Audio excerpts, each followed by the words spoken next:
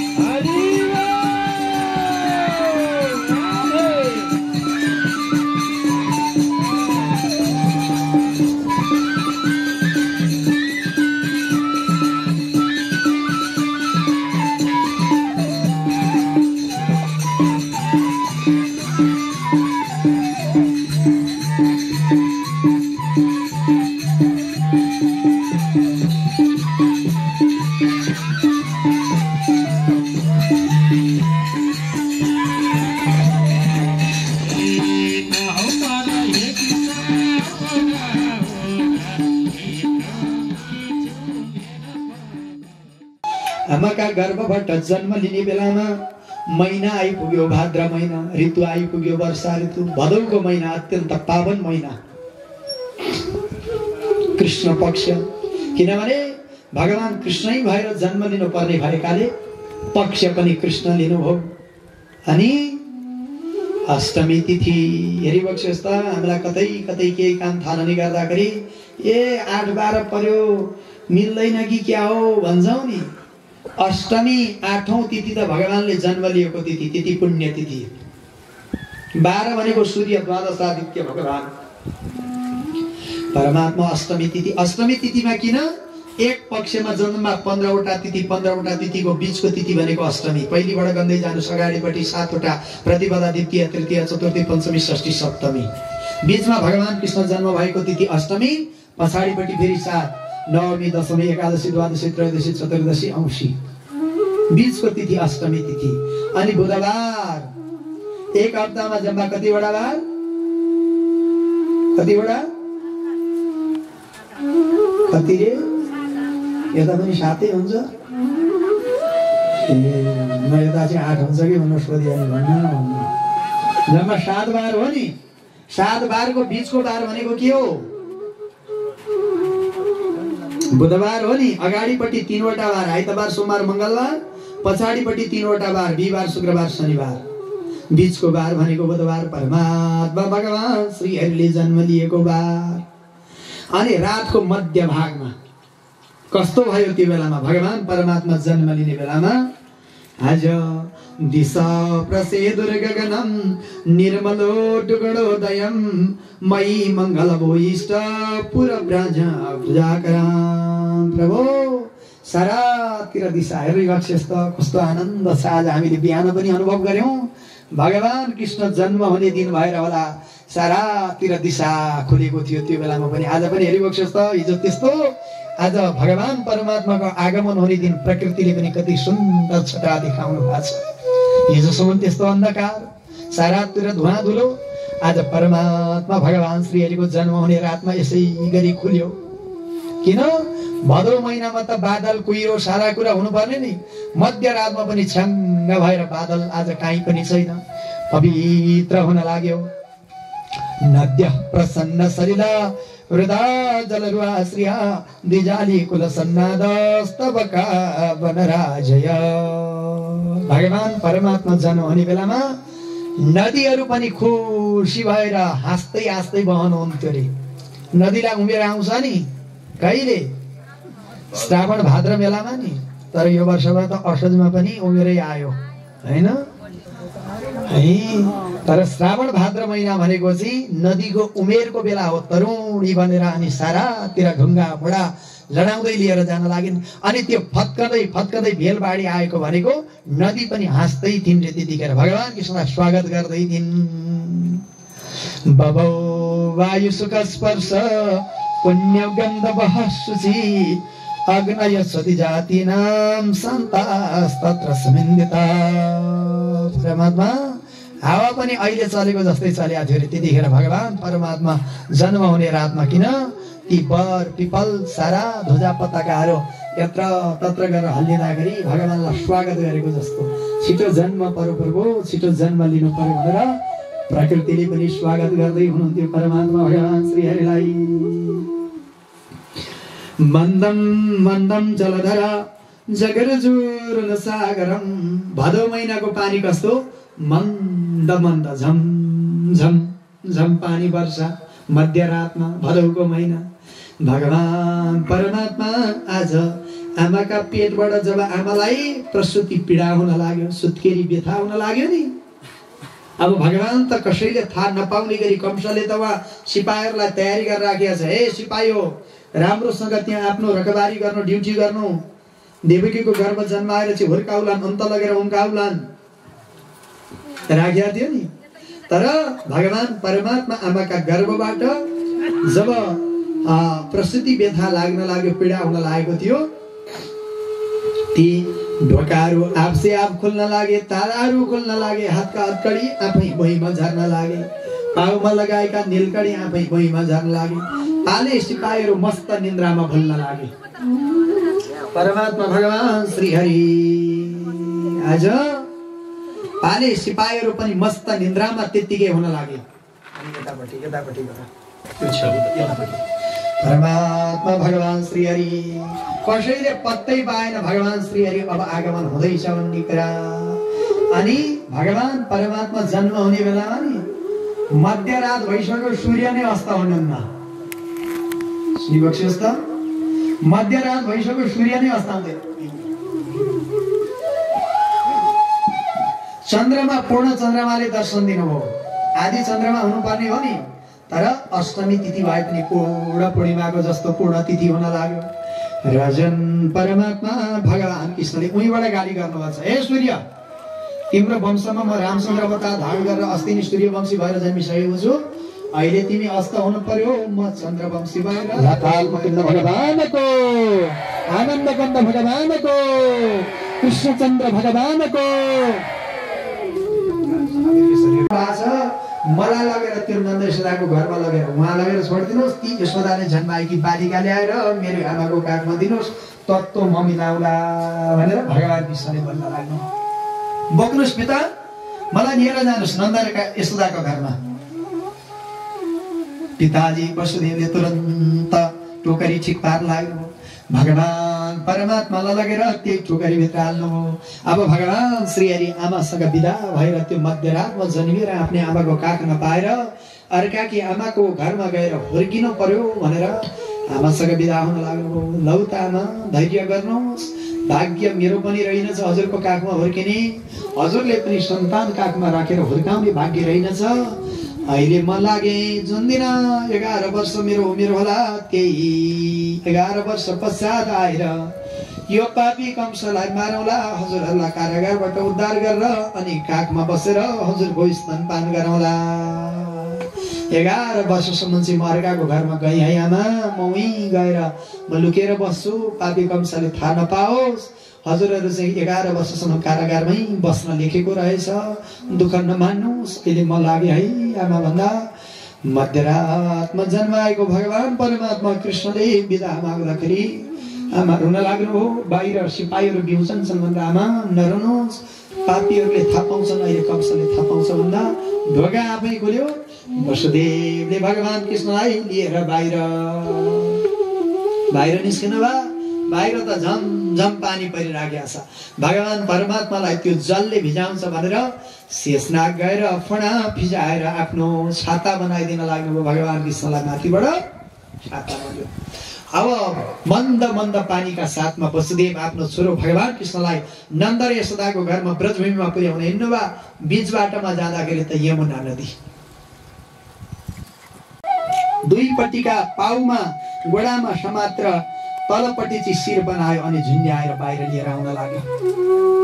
छ्या गरेर ती बालिका बाहिर ल्यायो, अट्टासँग आँसु, मेरो काल आज तलाई नि पर्खेर बसेको थिएँ, आज तलाई टुक्रा बनाउँछु भनेर बाहिर ठुलो चट्टान, त्यही चट्टानमा ल्याएर पछारेर मार्न पर्यो भनेर दुईपट्टिका पाउला माथिपट्टि उचालेर दुई हातले लगेर माथिबाट अब चट्टानमा लगेर पछार्छु भन्दाखेरि हातबाट उम्किएर बालिका आकाश मार्ग बोली राधे राधे। भगवान परमात्मा आकाश मार्गमा कंस थचक्क बस्यो। मार्छु भनेकी बालिका आकाशमा उडिसकेपछि ओपट्टि फर्केर हेर्यो। माथि हेर्दा त आफ्ना 10वटा भुजा धारण गरेकी देवी भगवती आज योग मायाको स्वरूपमा दर्शन दिन लाग्नुभयो। बालिकाले माथिबाट भन्न लाग्नुभयो, पापी कंस, जसरी तैले मलाई मार्न भनेर तत्पर भएको थिइस्, तर तेरो मृत्युको कारण जन्मिसकेका छ। अब तैले बाँच्ने जम्मा 11 वर्ष। तँलाई मार्नेवाला कृष्ण जन्मिकन उम्किसक्यो, तैले पत्तै पाएको छैनस्। मलाई मार्न आँटेका थिइस्, अब तैले बाँच्ने जम्मा 11 वर्ष हो, तेरो काल जन्मिसकेको छ। आज योगमाया भगवती आकाश मार्गबाट उड्दै गएर विन्ध्याचल नाम गरेको पर्वतमा गएर निवास गरेकी कारणले गर्दाखेरि तिनी भगवती माताको नाम रहन गयो विन्ध्यवासिनी भगवती। बोलिए विन्ध्यवासिनी भगवती माताको, जालपा देवी माताको। आज विन्ध्यवासिनी भगवती, तिनै भगवतीका विभिन्न किसिमका नामहरूले युक्त भएर आज देवीपीठ जहाँ जहाँ छन् त्यहाँ त्यहाँ भगवती माता आएर विचरण गर्दै गर्दै हिँड्नु भएको तिनै जगत जननी मातालाई कोटी प्रणाम गर्दै कंस आइपुग्यो यतापट्टि। अब विचार गर्यो, अब बाँच्ने त जम्मा 11 वर्ष छ भने ए बा अब राज्य तिम्रो होइन, राज्य मैले गर्न पर्ने। अब आजबाट आकाशवाणी भयो त बाँच्ने त 11 वर्ष, तेरो काल जन्मिसकेको छ भनेपछि बाउलाई लग्यो कारागारमा हाल्यो, राज्य आफैले चलाउन लाग्यो, अनि मन्त्रीमण्डल गर्न लाग्यो। अब मेरो काल त जन्मिया छ, त्यो कृष्ण कहाँ लगेर उम्कायो होला, अब कसरी मार्ने होला भन्दाखेरि मन्त्रीमण्डल गठन गर्न लाग्यो। पोतना तृणावर्त बकासुर धीर्घासुर अरिष्टासुर अगासुर बकासुर बच्चासुर यस्ता यस्ता प्रलम्बासुर नाम गरेका असुरहरूलाई जम्मा गर्न लाग्यो। अब कहाँ लगेर चाहिँ त्यो कृष्ण लगेर उम्काएको अब मार्नु पर्यो भनेर योजना गर्न लाग्यो। एउटी राक्षसिनीलाई बोलायो जसको नाम बकी नाम गरेकी राक्षसिनी। हे राक्षसिनी, आइज आज सारा बालकहरूलाई मारेर आइज। प्रभु कसरी मारौँ? आफ्ना दुईटै स्तनमा लगेर विष लेपन गरा, हलाल नाम गरेको विष, अनि त्यो विष लेपन गराएको दूध सबै बालकहरूलाई चुसाउँदै चुसाउँदै चुसाउँदै जा, मार्दै मार्दै आइज। यही हो कृष्ण भनेर चिनिया छैन, कहाँ लगेर लुकाए जा। हस् महाराज भनी बकी नाम गरेकी राक्षसिनी परमात्मा भगवान कृष्णले उही थाहा पाइहाल्नु भयो। ए मामाले बालकहरूलाई मार्न भनेर राक्षसिनी पठाउनु भयो, अब अरू बालकहरूलाई मर्न दिनु भएन, अरू सबैलाई लुकाइदिनु पर्यो भनेर गाउँभरिका बालकलाई भगवान कृष्णले देख्दै नदेख्ने गरेर अदृश्य बनाएर लुकाइदिनु भयो। राक्षसिनी निस्की, यो घरमा बालक छ कि भन्नु छैन, त्यो घरमा बालक छ कि भन्नु छैन। अहिलेको जस्तै भन्छ के, अहिले पनि घर घर आयो नि, कोही पुराना बेहुला बेहुली भन्दा कोही पनि छैन। अहिले बालबालिका कहीँ पनि छैन, यहाँ चाहिँ छ र हेर्नु छैन। अन्ततोगत्वा भगवान कृष्णले उहीँबाट आकर्षण गर्दै गर्दै नन्द यशोदाको घरमा उही पुगे। कृष्णलाई त्यही बेलामा यशोदा माताले दूध खुवाएर आज निदाएर बाहिर ओछ्यान लगाएर सुताउनु भएको थियो। पुगी राक्षसिनी, ए यहाँ चाहिँ भेटेँ बल्ल बालक, अब यही बालकलाई सुरु गर्छु भनेर गएर नजिकै बसी दुईटै चोलाका तुनालाई खोल्न लागि निकाली स्तन भगवान कृष्णलाई काखमा ल्याएर विषै विषले तपाईँको त्यो स्तनलाई लगेर मुखमा चुसाइदिए। भगवान परमात्माले पनि यो मामाले राक्षसिनी मलाई मार्न भनेर पठाएको हो, यसलाई पनि परम गति दिनु पर्यो भनेर दुध चुस्दै चुस्दै चुस्दै चुस्दै जानुभयो। छोड्नु भएन, छाती भयभरका दुधहरू निल्दिनु भयो विषसहित युक्त भएका, अनि अलि कडासँग तान्दिनु भयो। दुध सकिएपछि रगतै तान्दिन लाग्नुभयो। राक्षसिनीको रगतै तान्दिसकेपछि आत्तिन लागि त्यही बेलामा छाती च्याप समातेर भगवान कृष्णले मुखलाई अत्यन्त कडासँग तान्दै हुनुहुन्थ्यो। त्यतिखेर आत्तिएर भन्न लागि, हा पुत भनेको हे मेरा छोरा ना ना भनेको मलाई नमार भनेर आत्तिएकी कारणले अन्तिममा नाम रहन गयो पुतना। पहिले त बकी हो, पछाडि पुतना भनेर नाम रहन गयो। किन छोड्नुहुन्थ्यो परमात्मा? लगेर त्यसको प्राणैलाई स्वाट्टै निल्दिनु भयो। मरी राक्षसिनी ढाली आँगनमा गएर डङरङ गरेर पछाडि।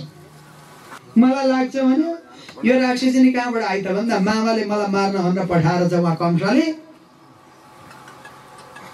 यसलाई आमाको भन्दा पनि मैले परम गति दिएर आज मेरै हातबाट वध गर्ने, आमाको भन्दा पनि उत्तम गति दिएर चाहिँ मुक्ति गराइदिनु भयो। मार्नुमा भगवान कृष्णको हातबाट मर्न पाउनु भने त कसको भाग्य होला र, होइन? कृष्णको नाम जप्दा जप्दै मर्न पाइयो भने त मुक्ति हुन्छ भने भगवान कृष्णकै हातबाट मर्न पाइयो भने त त्योभन्दा ठुलो के मुक्ति होला र। आज आमाको भन्दा पनि परम गति दिएका देख्दाखेरि सारा ब्रजवासीहरू जम्मा आउनुभयो र भगवान कृष्णपट्टि फर्केर हेरेर स्तुति गाउन लाग्नुभयो। आज भन्न लाग्नुहुन्छ परमात्मा, अहो वकीयं स्तनकालकूटं जिगांसयापाय यदप्यसाध्वी लेभे गतिं धात्रिचितां तदन्यं कं वा दयाधो शरणं प्रजेम।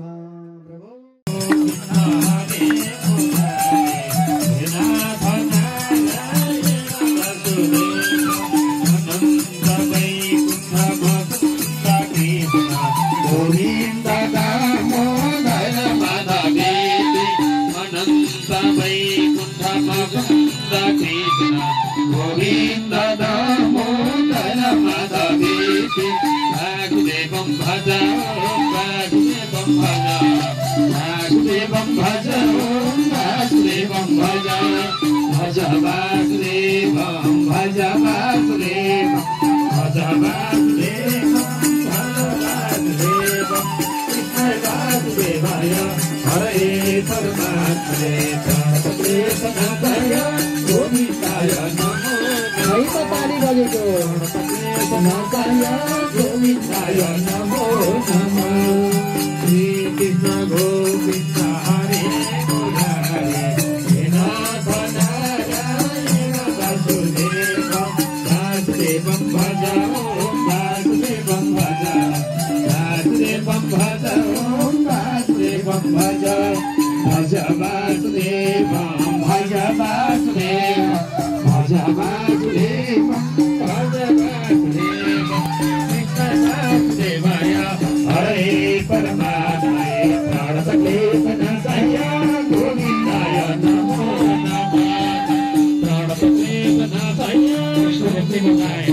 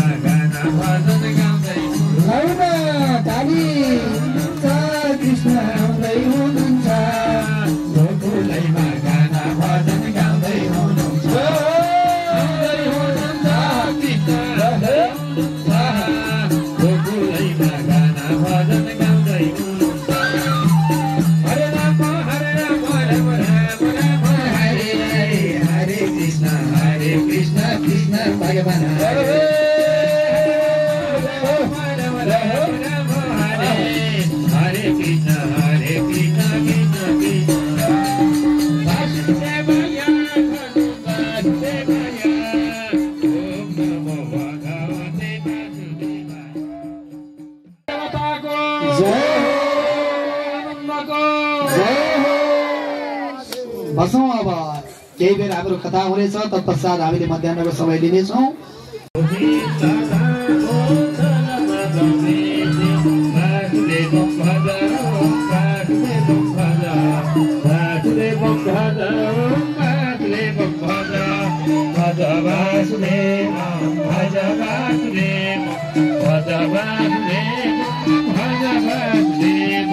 कृष्ण वासुदेवाय हरे परमात्मने प्रणतक्लेशनाशाय गोविन्दाय नमो प्रणतक्लेशनाशाय गोविन्दाय पहिले यहाँ ल्याएर दर्शन गराएर हामी बाहिर लैजाउँला भगवानलाई भागवतको दर्शन गरौँ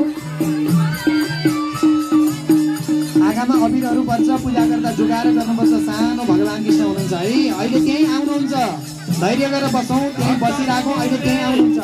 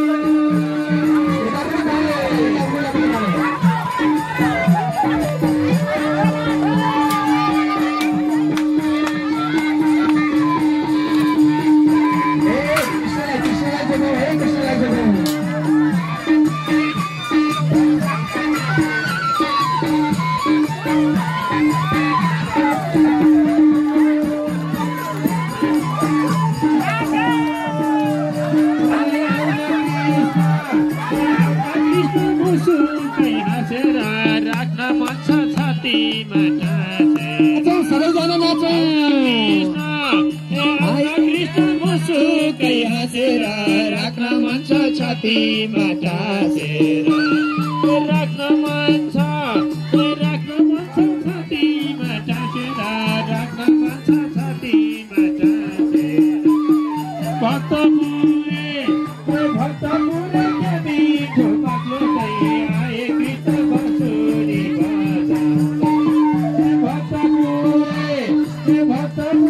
मिठो बाक्लो आए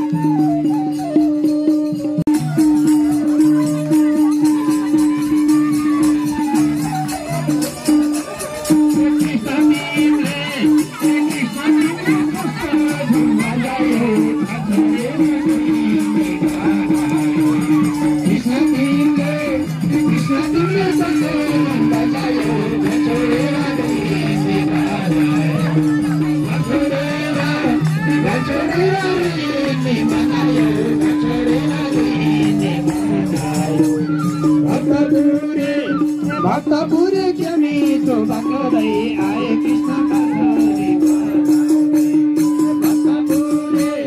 भक्तपुरे के मिठो बाक्लै आए कृष्ण बाँसुरी बजाउँदै आए कृष्ण बाँसुरी बजाउँदै आए कृष्ण बाँसुरी बजाउँदै कृष्णचन्द्र भगवानको जय हो भक्तजनहरूको जय हो आजको आनन्दको सहारे प्रभुका चरण उपासक हरिका चरण उपासक कति कति पार करे ओम जय जगदीश हरे मनको थल मनोहर प्रेम रूपवती हरि प्रेम रूपवती धाम कपूर समंगल धाम कपूर समंगल आरती सब बाती ओम जय जगदीश हरे निर्मल कारण विनाशी स्वामी कारण विनाशी शरणागत प्रतिपालक शरणागत प्रतिपालक चिन्मय सुख राशि ओम जय जगदीश हरे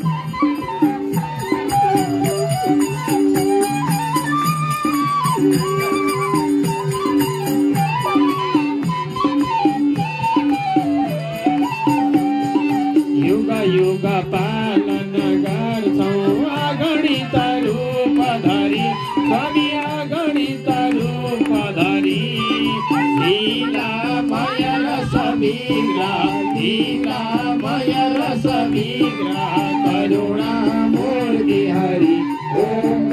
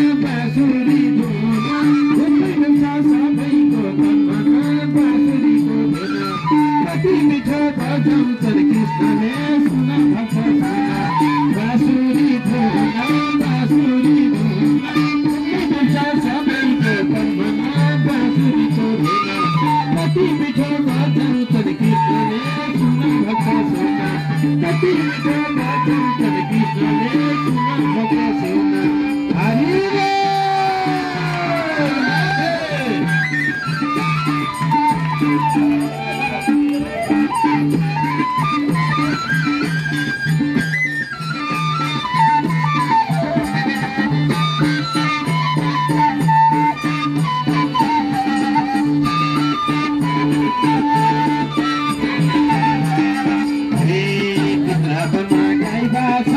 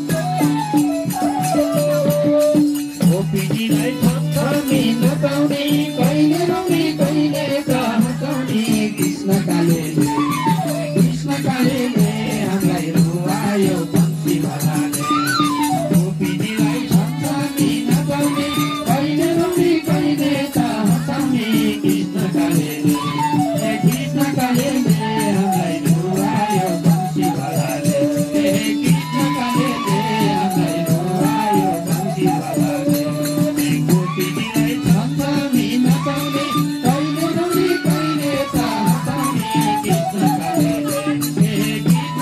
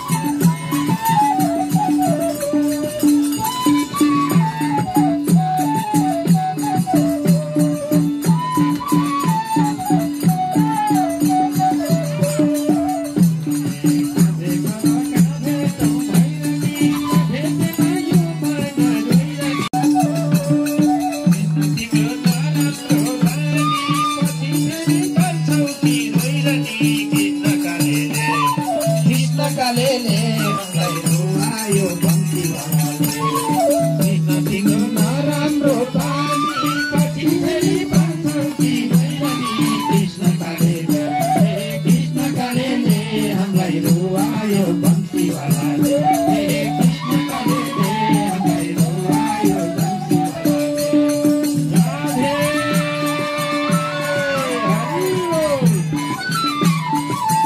कृष्ण कालेले हामीलाई रुवायो बंसी वालाले